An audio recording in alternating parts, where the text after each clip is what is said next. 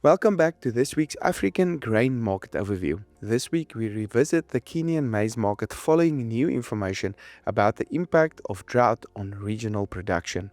Jock unpacks what this could mean for maize supplies and prices across the region. This episode is made possible by Collateral Management International and Zematic Irrigation Systems. Collateral Management International, or CMI, works across the continent, helping banks and other financiers keep their commodities secure and well managed. With over a decade of experience, they're known for their reliable storage solutions, trusted staff, and professional stock monitoring and inspection services. CMI helps make sure everything runs smoothly and securely. CMI, your trusted collateral manager in Africa. Maize prices across the region traded as follows: Nairobi on $300, Arusha in northern Tanzania on $235, Dar es Salaam on $227, Kampala on $267, and Kigali on $285 per metric ton. Good day viewers, this week we revisit the Kenya maize market for the second time this month. Early July, we discussed the drier conditions in the Rift Valley and how it is likely to affect maize production. However, new information received during the last few weeks indicate we might be underestimating the impact of the drought. As always, take note.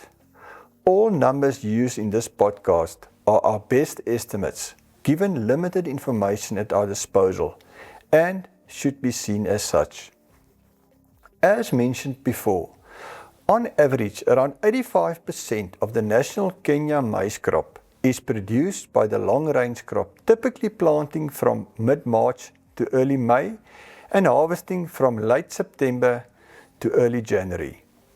This crop is mainly cultivated in the Rift Valley in eastern Kenya bordering Uganda, which is divided into a northern and southern section.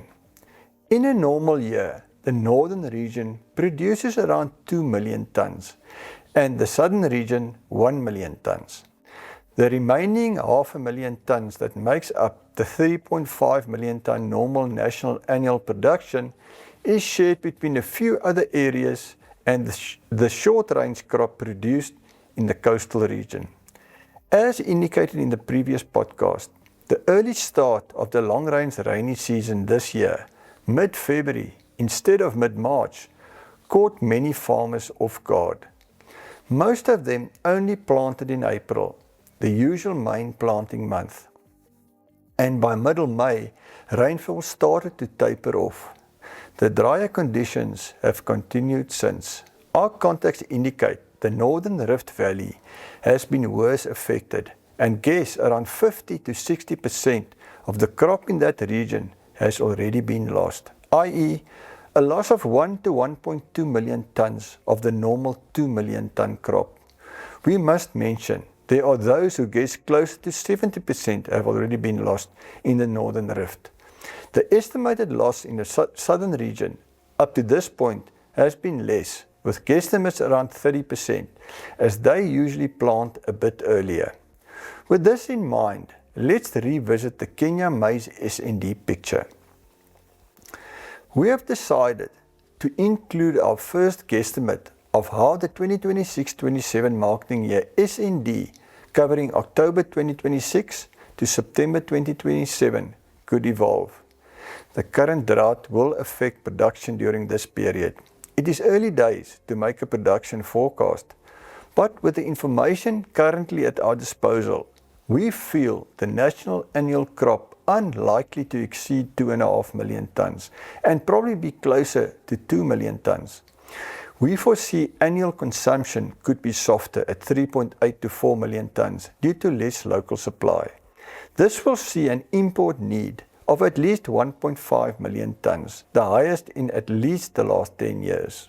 The next question is if the usual import origins, namely Tanzania and Uganda, will have sufficient exportable supply to meet Kenya's potential import need next year. It is probably too early to make an accurate prediction on what the exportable surplus in Tanzania and Uganda will be during 2027. Before we continue, one must mention weather forecasters predicting an El Nino weather pattern second half of 2026 and early part of 2027. El Nino normally causes above normal rainfall in Kenya and also in Tanzania and Uganda, Kenya's main import origins, which could support the exportable surplus in the region. Tanzania is normally Kenya's main import origin and at present has a well above normal size exportable surplus, and given that they are currently harvesting another healthy crop, the situation is unlikely to change much during the medium term.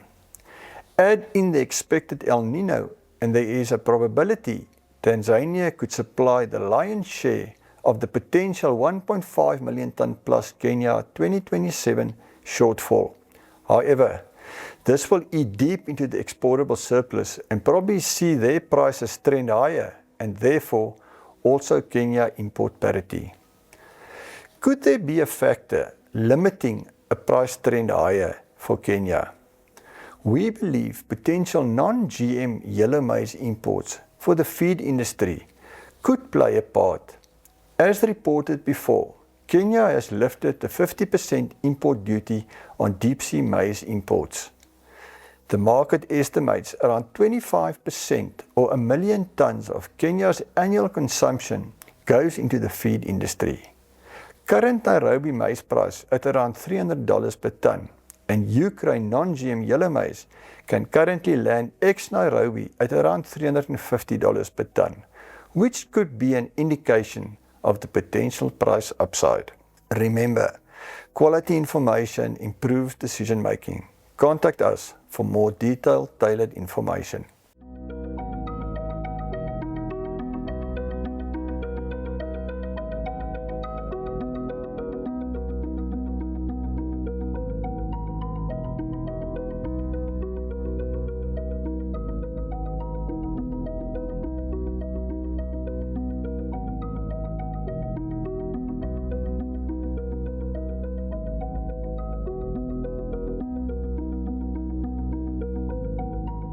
Thank you, Jacques.